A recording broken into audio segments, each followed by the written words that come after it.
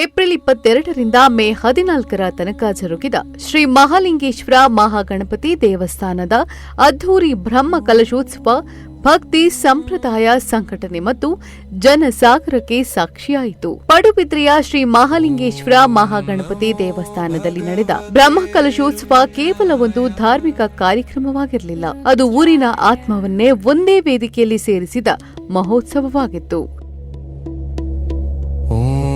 ನಮೋ ಭಗವತೆ ರುದ್ರಾಯ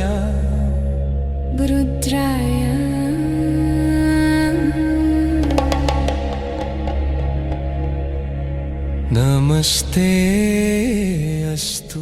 ದೂರ ದೂರಿನಿಂದ ಬಂದ ಭಕ್ತರು, ವಾಹನಗಳಿಂದ ತುಂಬಿದ ರಸ್ತೆಗಳು, ರಾತ್ರಿ ಹೊತ್ತಿಗೂ ಕಡಿಮೆಯಾಗದ ಜನರ ಓಡಾಟ, ದೇವಸ್ಥಾನದ ಸುತ್ತ ಹರಡಿದ್ದ ದೀಪಾಲಂಕಾರ, ಈ ಎಲ್ಲವೂ ಸೇರಿ ಪಡುಬಿದ್ರೆಯನ್ನ ಒಂದು ಆಧ್ಯಾತ್ಮಿಕ ನಗರವನ್ನೇ ಮಾಡಿಬಿಟ್ಟಿತ್ತು. ಶ್ರೀ ಮಹಾಲಿಂಗೇಶ್ವರ ಮಹಾಗಣಪತಿ ದೇವಸ್ಥಾನ ಪಡುಬಿದ್ರೆಯ ಜನಜೀವನದ ಕೇಂದ್ರಬಿಂದು. ಹಲವು ವರ್ಷಗಳ ಇತಿಹಾಸ ಹೊಂದಿರುವ ಈ ಕ್ಷೇತ್ರದಲ್ಲಿ ನಡೆದ ಬ್ರಹ್ಮ ಕಲಶೋತ್ಸವದ ಸಿದ್ಧತೆಗಳು ತಿಂಗಳುಗಳ ಹಿಂದೆ ಆರಂಭವಾಗಿದ್ವು. ಪ್ರಕಾಶ್ ಶೆಟ್ಟಿ ಬಂಜಾರ ಮತ್ತು ಧರ್ಮಪತ್ನಿ ಆಶಾ ಅವರ ಮುಂದಾಳತ್ವದಲ್ಲಿ ದೇವಸ್ಥಾನದ ಜೀರ್ಣೋದ್ಧಾರ, ಅಲಂಕಾರ, ಯಾಗಶಾಲೆ ನಿರ್ಮಾಣ, ಭಕ್ತರ ವ್ಯವಸ್ಥೆ, ಪ್ರತಿ ಕೆಲಸದಲ್ಲೂ ಊರಿನ ಜನರ ಪಾಲ್ಗೊಳ್ಳುವಿಕೆ ಸ್ಪಷ್ಟವಾಗಿ ಕಾಣಿಸುತ್ತಿತ್ತು.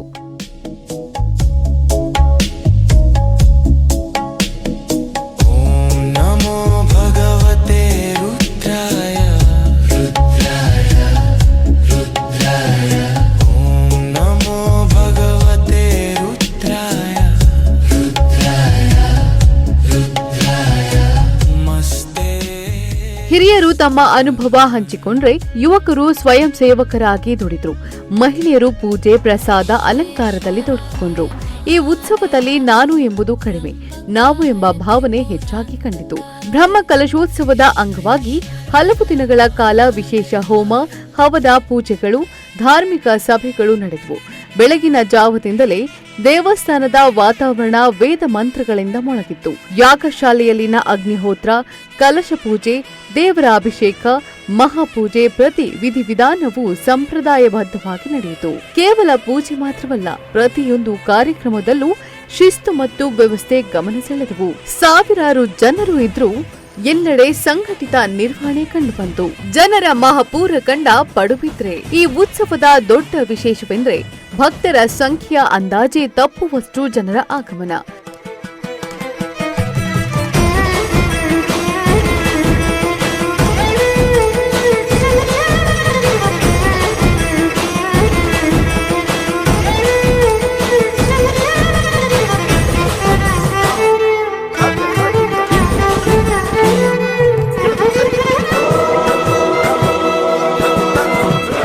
ಕರ್ನಾಟಕದ ವಿವಿಧ ಜಿಲ್ಲೆಗಳಷ್ಟೇ ಅಲ್ಲ, ಮುಂಬೈ, ಬೆಂಗಳೂರು, ಗೋವಾ, ವಿದೇಶಗಳಿಂದಲೂ ಭಕ್ತರು ಆಗಮಿಸಿದ್ರು. ಅನ್ನ ಸಂತರ್ಪಣೆ ಭಕ್ತಿಗೆ ಜೊತೆಯಾದ ಆತಿಥ್ಯ. ಧಾರ್ಮಿಕ ಕಾರ್ಯಕ್ರಮಗಳಷ್ಟೇ ಅಲ್ಲ, ಇಲ್ಲಿ ನಡೆದ ಅನ್ನ ಸಂತರ್ಪಣೆಯು ಅಪಾರ ಮೆಚ್ಚುಗೆ ಪಡೆಯಿತು. ಸಾವಿರಾರು ಭಕ್ತರಿಗೆ ಪ್ರತಿದಿನ ಊಟ ವ್ಯವಸ್ಥೆ ಮಾಡುವುದು ಸುಲಭದ ಕೆಲಸವಲ್ಲ, ಆದರೆ ಸ್ವಯಂ ಸೇವಕರು ಅದನ್ನ ಅತ್ಯಂತ ಸಮರ್ಥವಾಗಿ ನಿರ್ವಹಿಸಿದರು.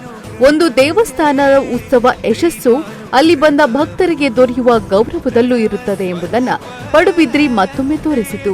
ಸಾಂಸ್ಕೃತಿಕ ಕಾರ್ಯಕ್ರಮಗಳ ಸಂಭ್ರಮ.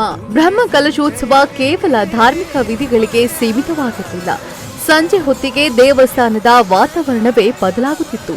ಭಜನೆ, ಯಕ್ಷಗಾನ, ಸಾಂಸ್ಕೃತಿಕ ಕಾರ್ಯಕ್ರಮಗಳು, ಸಂಗೀತ ಎಲ್ಲವೂ ಸೇರಿ ಉತ್ಸವವನ್ನ ಜನಪರವಾಗಿಸಿತು. ಹಿರಿಯರು ಭಕ್ತಿಗೀತೆಗಳಲ್ಲಿ ತಲ್ಲೀನರಾದ್ರೆ, ಮಕ್ಕಳು ಉತ್ಸವದ ಬಣ್ಣಗಳಲ್ಲಿ ತೇಲುತ್ತಿದ್ರು. ಸಂಗೀತ, ನಾಟಕ, ನೃತ್ಯ, ಯಕ್ಷಗಾನ ಪ್ರದರ್ಶನಗಳಿಗೆ ಅಪಾರ ಜನಸಾಗರವೇ ಸಾಕ್ಷಿಯಾಯಿತು.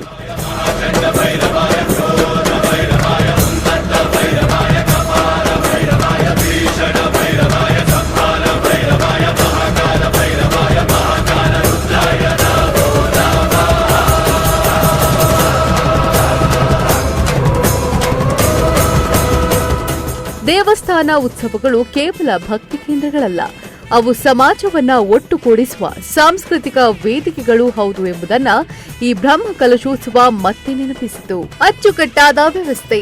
ಈ ಉತ್ಸವದ ಮತ್ತೊಂದು ಗಮನಾರ್ಹ ಅಂಶವೆಂದರೆ ಸಂಪ್ರದಾಯದ ಜೊತೆಗೆ ಆಧುನಿಕ ವ್ಯವಸ್ಥೆಯ ಸಮನ್ವಯ, ವಾಹನ ನಿಲುಗಡೆ, ಕುಡಿಯುವ ನೀರು, ವೈದ್ಯಕೀಯ ನೆರವು, ಭದ್ರತಾ ವ್ಯವಸ್ಥೆ, ಜನಸಂದಣಿ ನಿಯಂತ್ರಣ, ಪ್ರತಿ ವಿಭಾಗದಲ್ಲೂ ಸೂಕ್ತ ಯೋಜನೆ ಕಂಡುಬಂತು. ಇಂದಿನ ದೊಡ್ಡ ಉತ್ಸವಗಳಿಗೆ ಕೇವಲ ಭಕ್ತಿ ಸಾಕಾಗುವುದಿಲ್ಲ, ನಿರ್ವಹಣಾ ಸಾಮರ್ಥ್ಯವೂ ಅಗತ್ಯ. ಪಡುಬಿದ್ರಿ ಅದನ್ನ ಯಶಸ್ವಿಯಾಗಿ ತೋರಿಸಿತು.